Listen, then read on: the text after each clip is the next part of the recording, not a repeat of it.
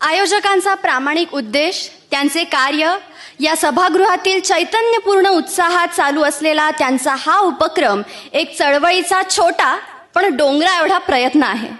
उपस्थित मान्यवरांना नमन करून मी आर्या गायकवाड माझ्या भाषणाला सुरुवात करते.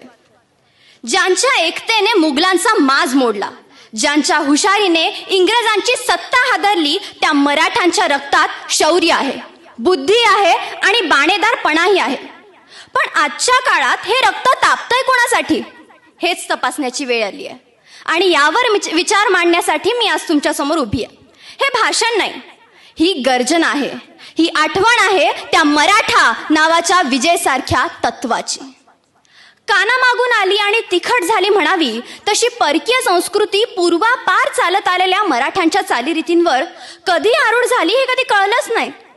वाढदिवसाला दीर्घायुष्यासाठी करायचा औक्षण मागासलेपणा मानत आपण केकवरच्या मेणबत्त्या विझवण्यात मोठेपणा मिरवत राहिलो. मराठ्यांच्या लग्न समारंभात सुद्धा उत्तर भारतीय संस्कृतीचे रीतिरिवाज घुसखोरी करत आहेत. हळूहळू आपल्या संस्कृतीची ओळख पुसली जात असल्याची खंत करण्यासाठी कुणाला वेळ नाही. 18 पगड जातीत विभागलेल्या मराठा समाजाला ज्या मराठी भाषेने एकत्र बांधून ठेवलं होतं, त्या मराठी भाषेवर आधी इंग्रजांनी इंग्रजी भाषेने आणि आता हिंदी भाषेने घाला घातलाय. मराठी माध्यमांच्या शाळेंची संख्या दिवसेंदिवस रोडावत चालली आहे.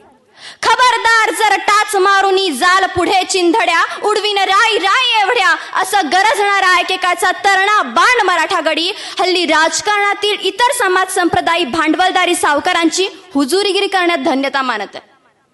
कोणता झेंडा घेऊ मी हाती म्हणत मराठा युवक आपल्याच सख्या सोबत्यांशी वैरत्व पत्करत आहे. राजकारणी भांडवलदारी सावकार लोकांनाही कळून चुकलंय. लोकशाहीतील संविधानात्मक अधिकार पायदळी तुडवत सावकारशाही स्वीकारत एक चपटी बाटली आणि 4 हाडकं फेकली की मराठा तरुण लाळघोटेपणा करण्यात कसूर करत नाही. भल्या बुऱ्या मार्गांचा अवलंब करत इतर समाज संप्रदायी परप्रांतीय तरुण स्पर्धा परीक्षा उत्तीर्ण होत सरकारी नोकरी बळकावत असताना अमुक तमुक नेत्याचा विजय असो अशा घोषणा देत मराठा तरुण मिरवणुकीत नाचण्यात दंग आहे. मराठा समाजातील युवा पिढी ही मराठ्यांची खरी ताकद आहे. समाजाच्या उन्नतीची खरी मदार ही त्यांच्याच शिरावर आहे. भाऊबंदकी, व्यसनाधीनता, मत्सर, हेवे दावे अशा अनिष्ट गोष्टींना बाजूला करून समाजाच्या सर्वांगीण विकासासाठी युवकांनीच पुढाकार घेणं अत्यंत गरजेचं आहे.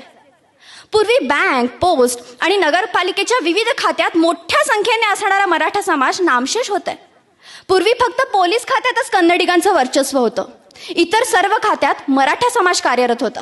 पण आता परिस्थिती बदलली आहे.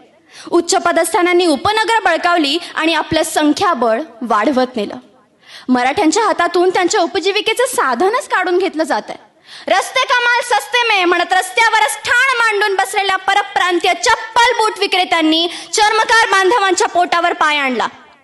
वापरा आणि फेकून द्या म्हणत रस्त्यावरच वाजवी दरात तयार कपडे विकत या परप्रांतीयांनी शिंपी समाजाचा व्यवसाय गिळंकृत केला. दक्षिण भारतातून आलेल्या मोठमोठ्या ज्वेलरी आणि डायमंड शॉप्सनी सोनारांच्या खिशाला कात्री लावली. एअर कंडिशन हेअर सलून्सनी नाभिकांना नेस्तनाबूत केलं. उत्तर भारतातून आलेल्या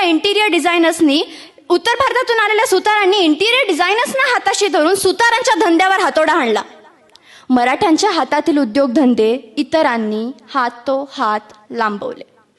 समाजातील विविध पैलूंवर प्रकाशझोत टाकणारे प्रतिभावंत कलाकार मंडळांनी तयार केलेल्या मराठी चित्रपटाला सुद्धा सिनेमागृह उपलब्ध होत नाही आणि मिळाले तर ते चालत नाही.